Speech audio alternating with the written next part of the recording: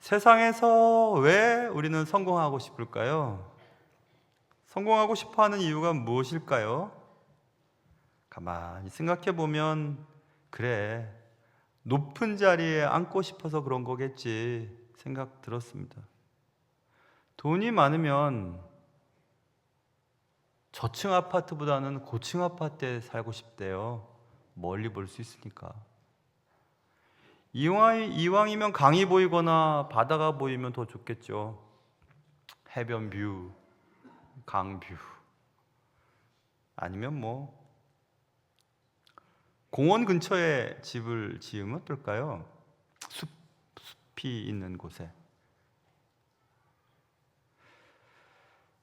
그래서 우리는 공원 뷰다, 역세권도 있네 진짜. 여기 가까운 데가 집값이 비싸다면서요.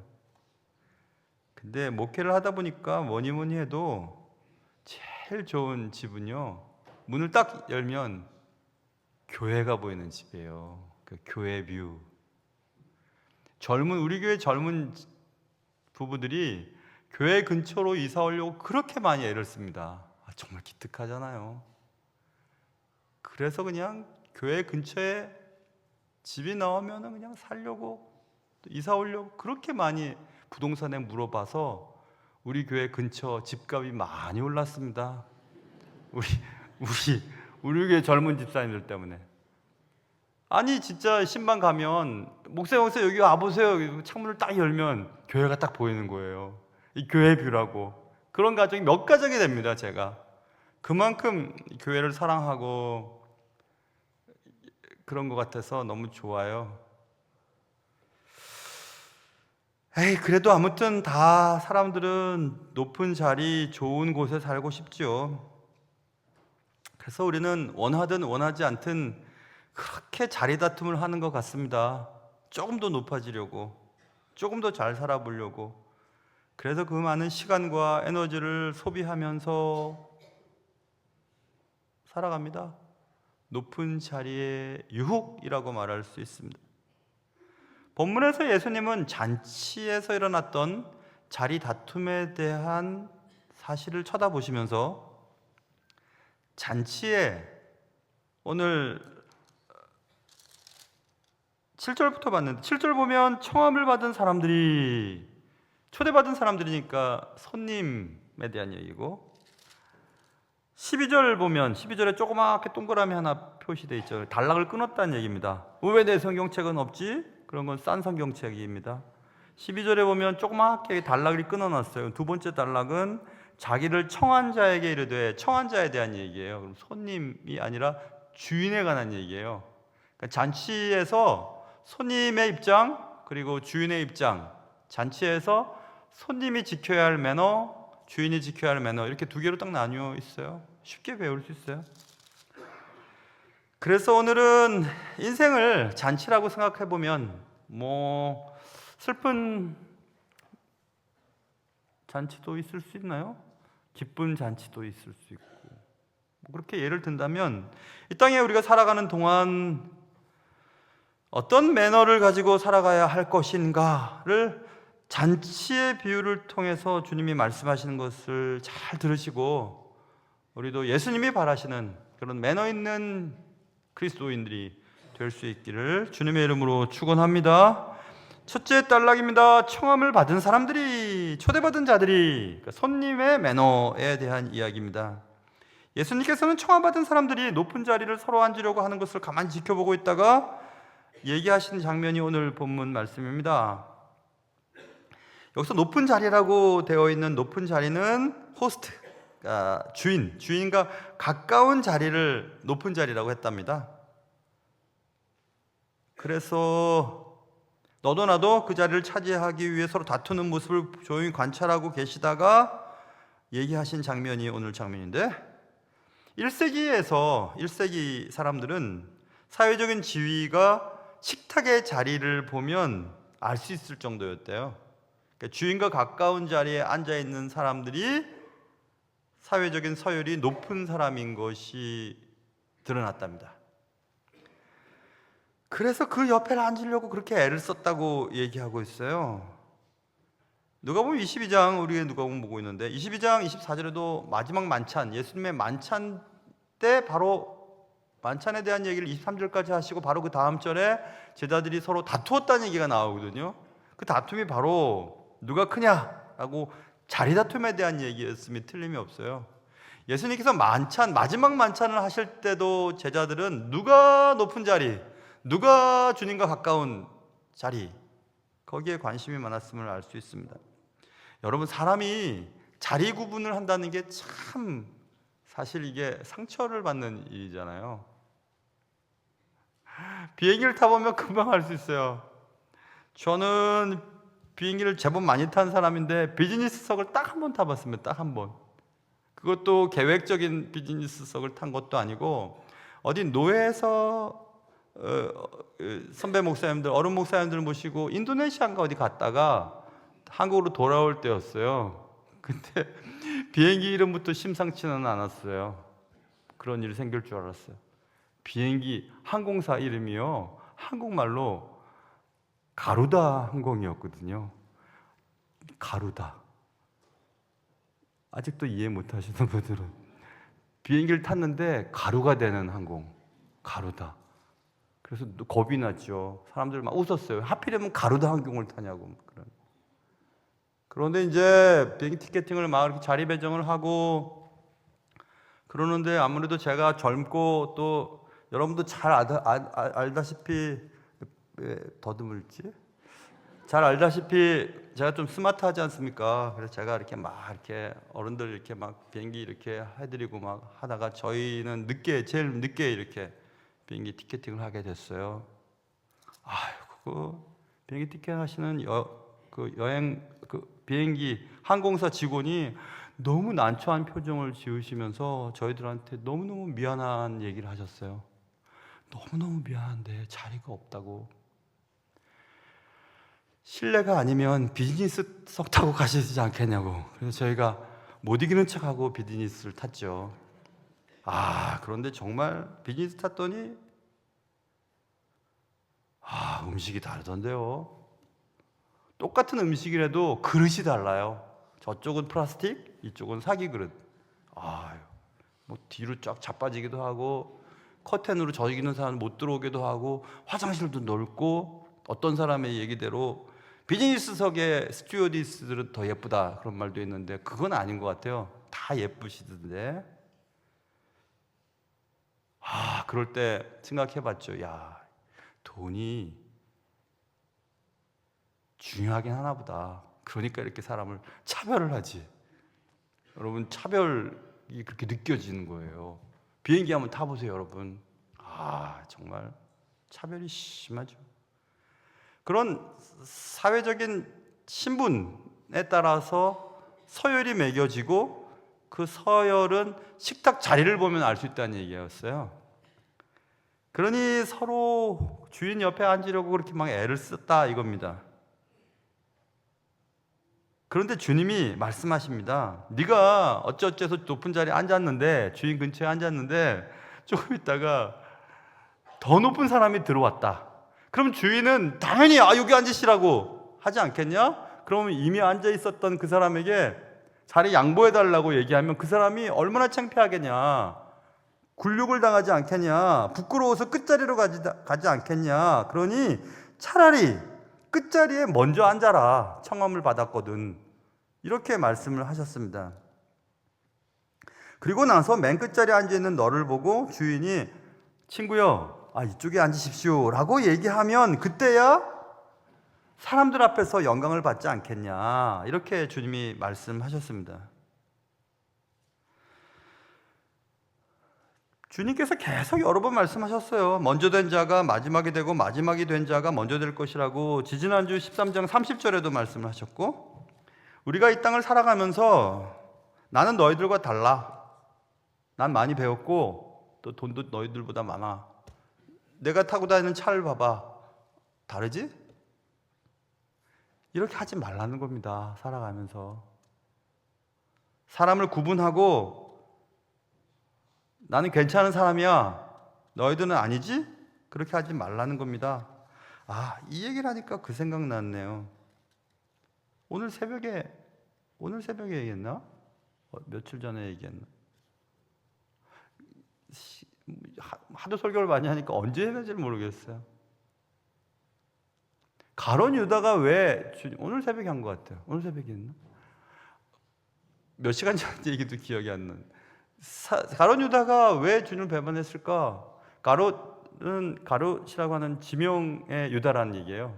유다라는 이름이 하도 많으니까. 가롯인 유다는 남부 사람이거든요. 예수님의 일반적인 대부분의 제자들은 북쪽 사람들이에요. 북쪽 저거 고기만 잡고 글도 모르고. 그러니까 남부 출신인 가롯은 난 너희들과 달라라는 생각을 했던 것 같아요. 천박한. 그러니까 12명의 제자 가운데 특별히 재정 담당을 주님이 가롯 유다를 시킨 것도 이해가 되죠. 그런 교만이 가롯 유다에게 있었던 것 같습니다. 자, 그래서 그렇게 살지 말라는 겁니다. 주님은 높은 자리에 앉지 말고 오히려 끝자리에 앉아라.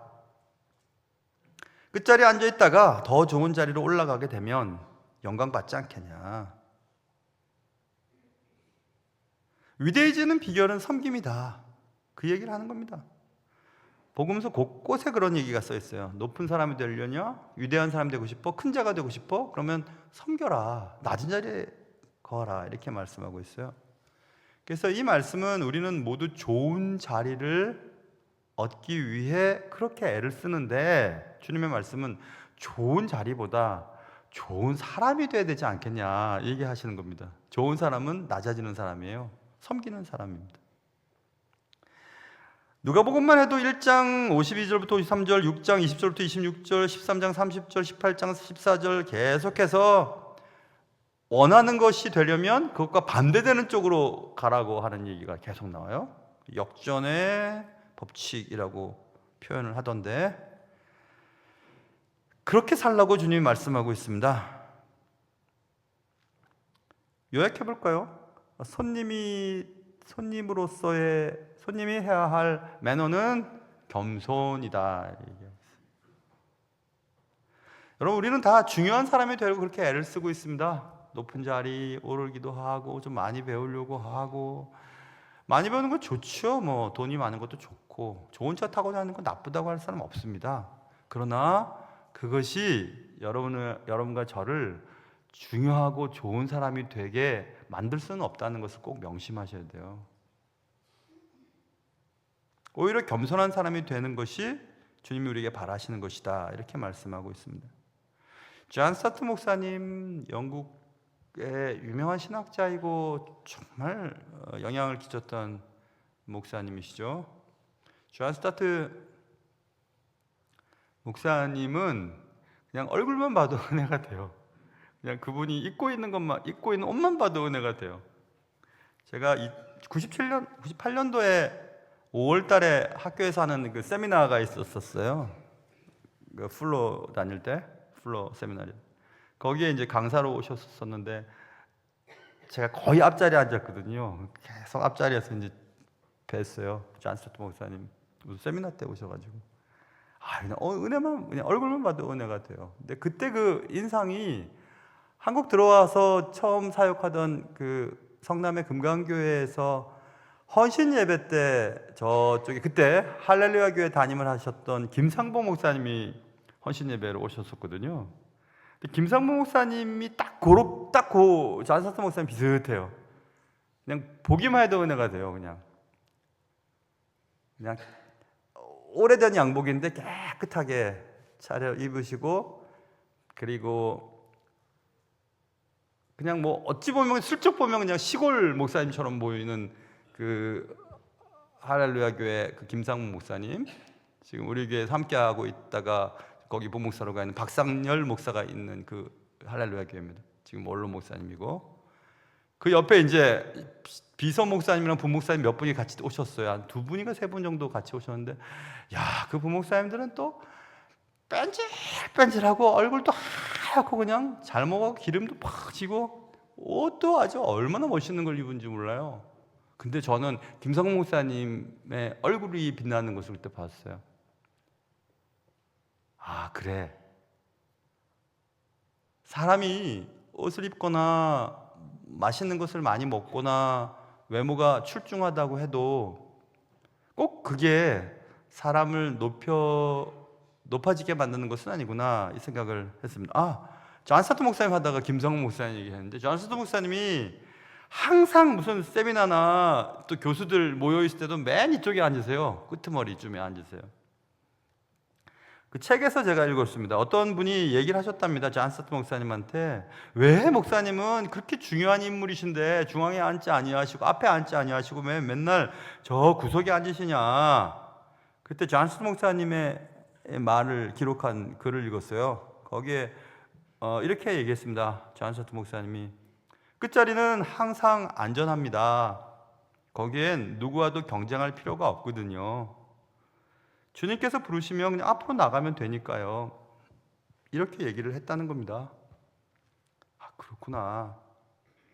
그래서 겸손이라고 하는 것은 자기를 낮추거나 자기를 비하하는 행위가 아니고, 오히려 겸손은, 참된 겸손은 하나님께서 그를 높이실 때까지 기다릴 줄 아는 믿음의 태도이다 라는 말이 있습니다. 어느 구석에 어느 곳에 있든지 주님 보고 계시니까 주님이 때가 되면 그를 높이시고, 주님이 높이신 곳은 안전하거든요. 자신이 높아지려고 해서 높은 곳에 오면 불안하기 시작합니다. 내가 과연 이 자리에 맞는 사람일까? 나는 이만한 역량을 가진 사람일까? 어찌어찌 해서 사람의 도움을 입거나 때를 잘 만났거나 어떤 일들을 통해서 높은 자리에 올랐다면 불안하기 시작한 거예요. 그만한 역량이 안 되기 때문에.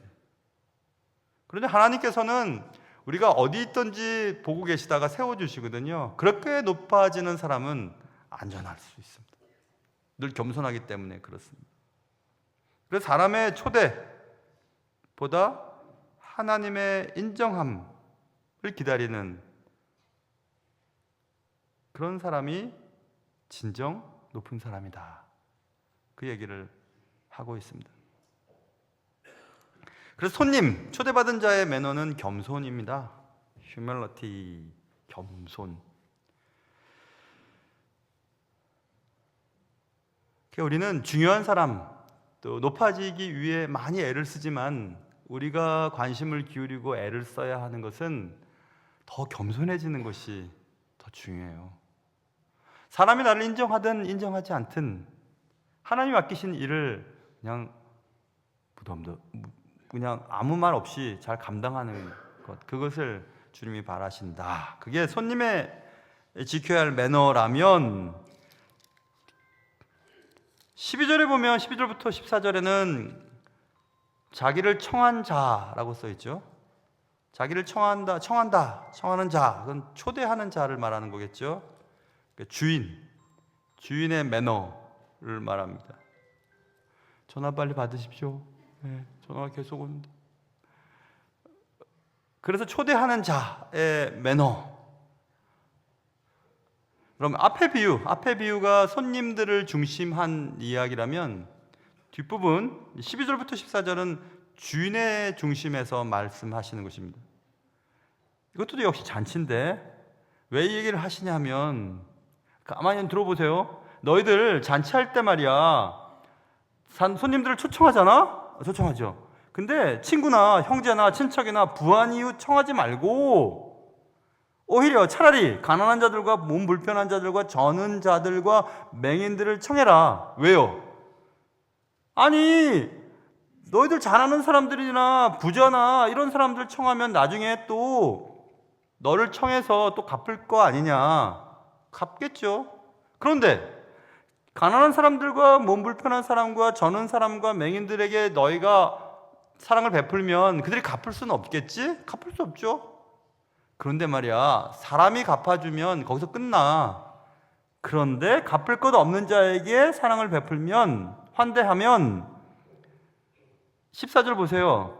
그 사람은 복받은 사람이야. 복을 받을 거야. 왜요? 이는 왜냐하면 의인들의 부활 시에 네가 갚음을 받겠음이라. 누구에게? 하나님으로부터 갚음을 받겠다는 얘기예요. 하나님이 갚아주시겠다는 얘기예요. 하나님께서.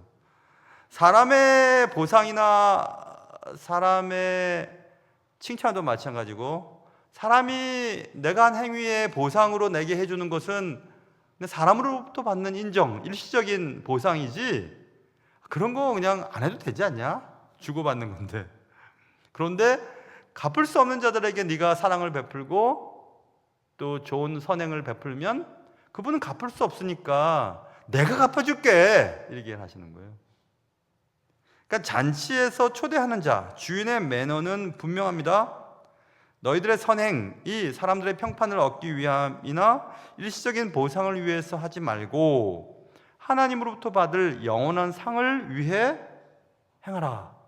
이 얘기가 분명합니다.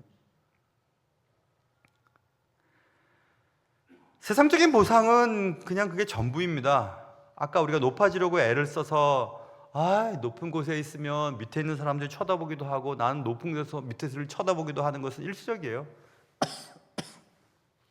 그러나 오늘 본문에 아까도 그런 표현이 있었죠.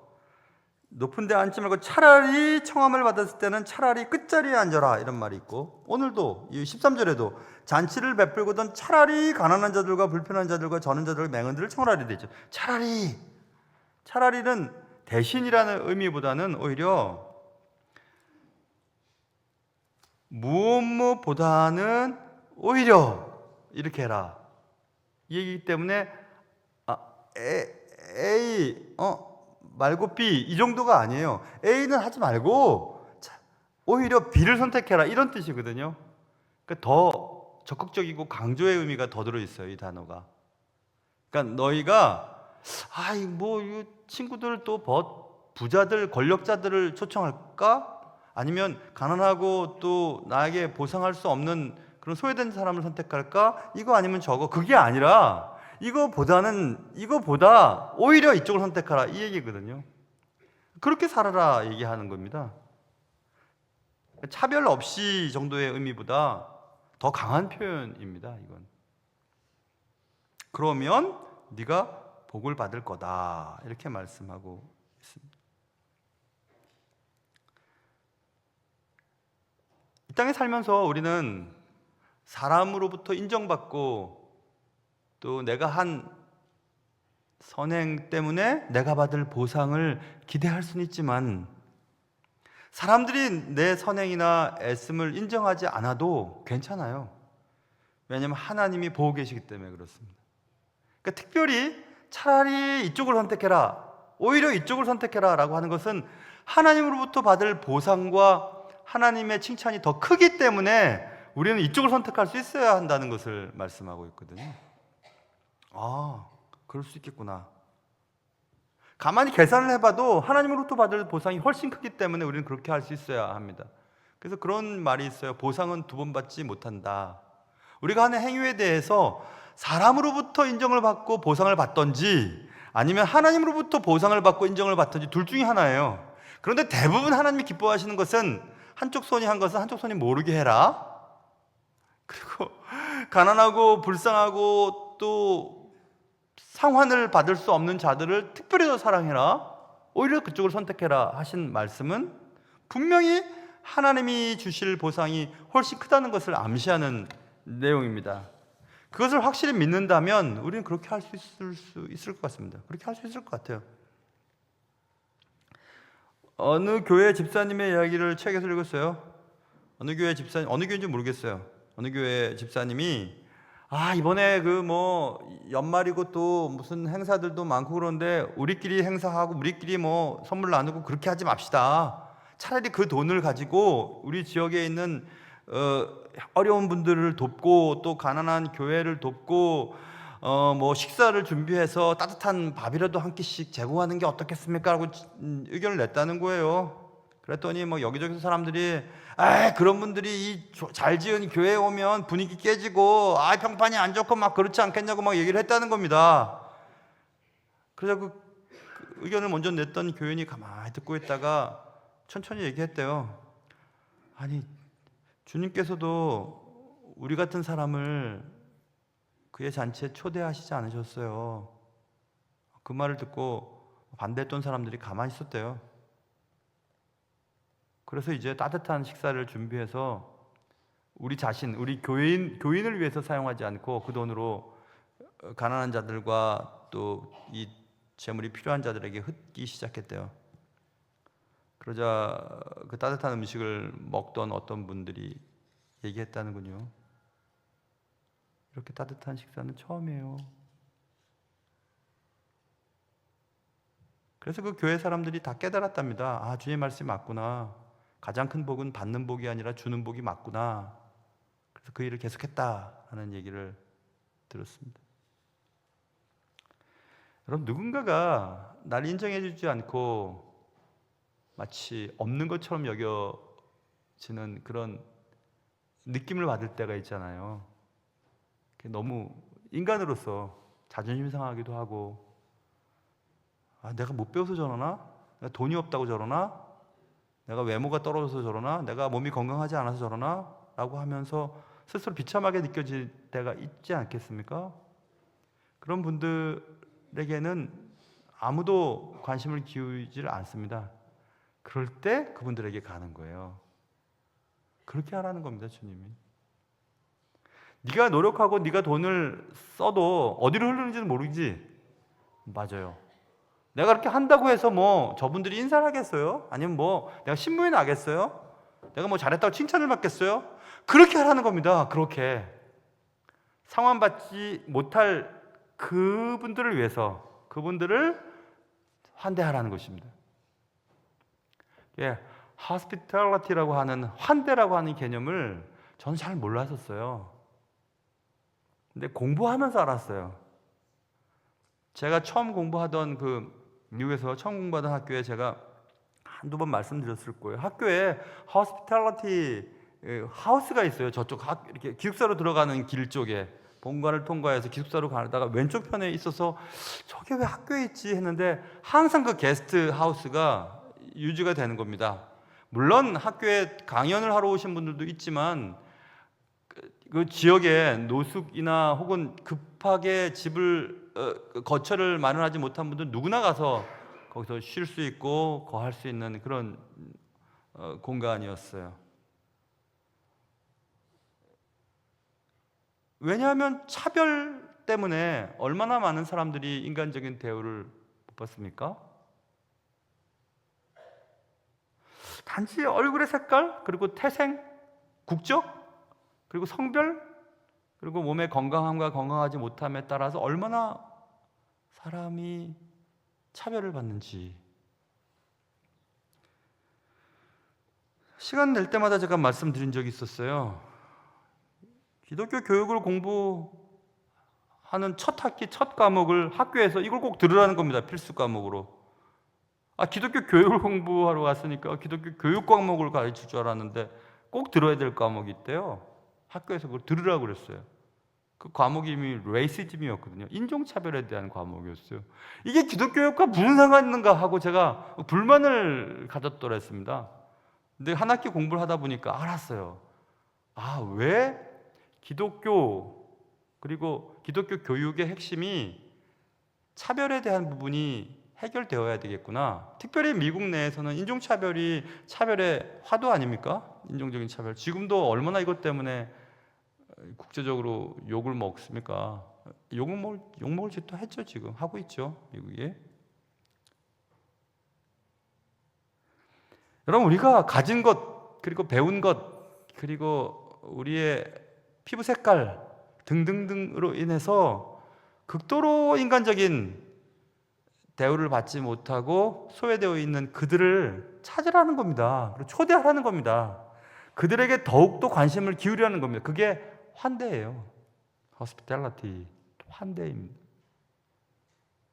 그것을 우리 그리스도인들이 해야 합니다. 사실은.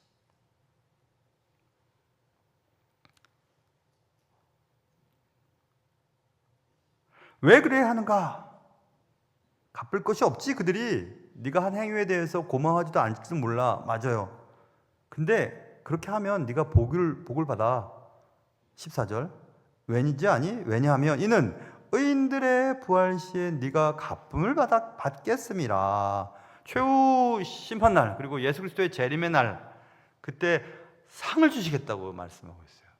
그러니까 우리는 이 땅에 살면서 사람들에게 인정받고 사람들로부터 상 받을 생각하기보다 하나님으로부터 상 받을 생각을 하셔야 돼요.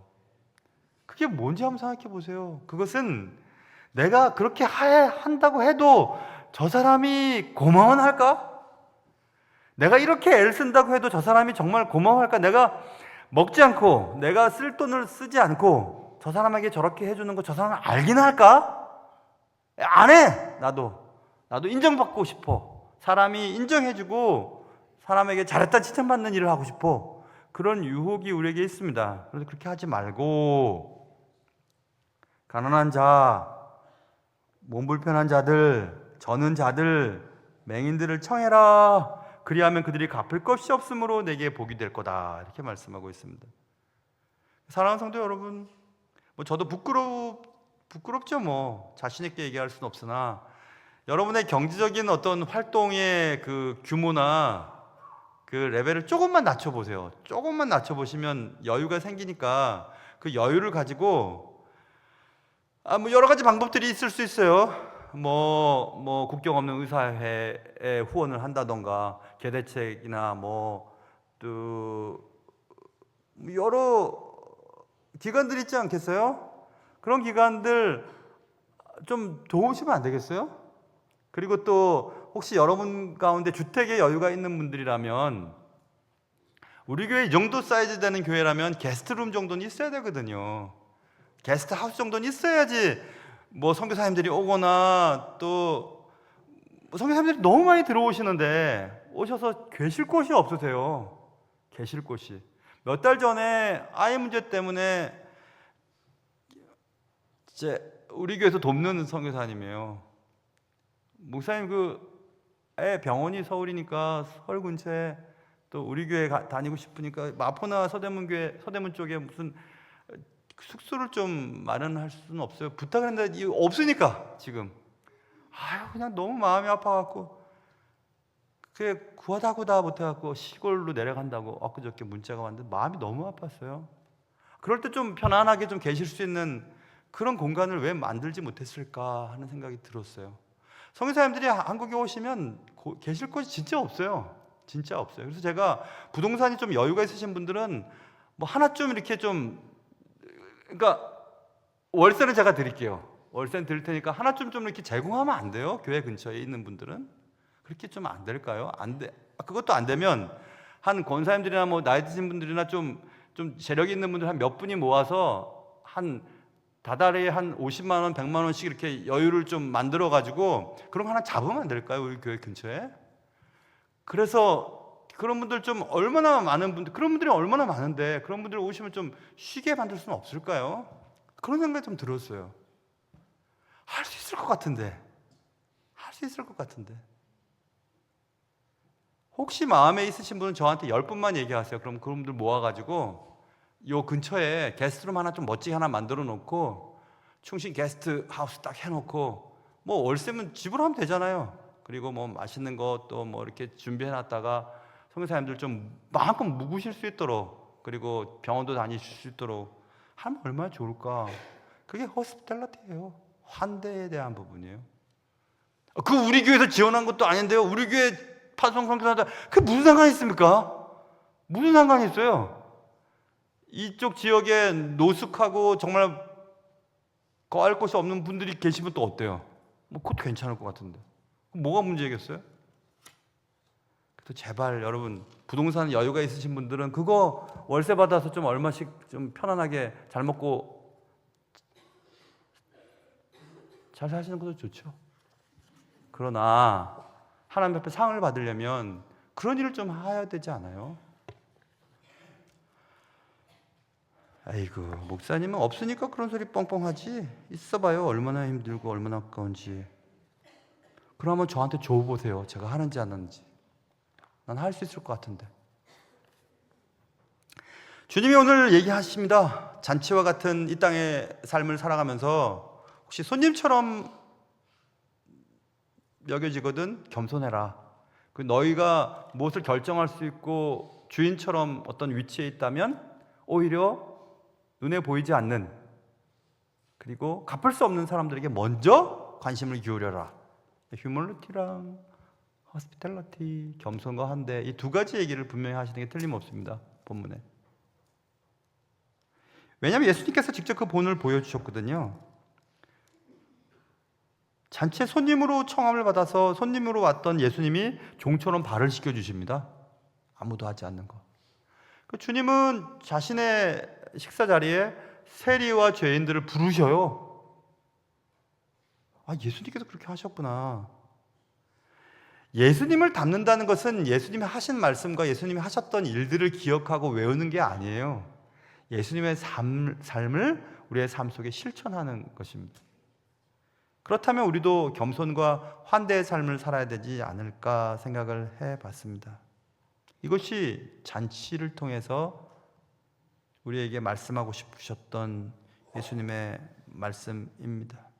겸손 그리고 환대는 하나님 나라의 백성들이 갖춰야 할 가장 기본적인 매너입니다. 여러분과 저는 매너 있는 사람일까요?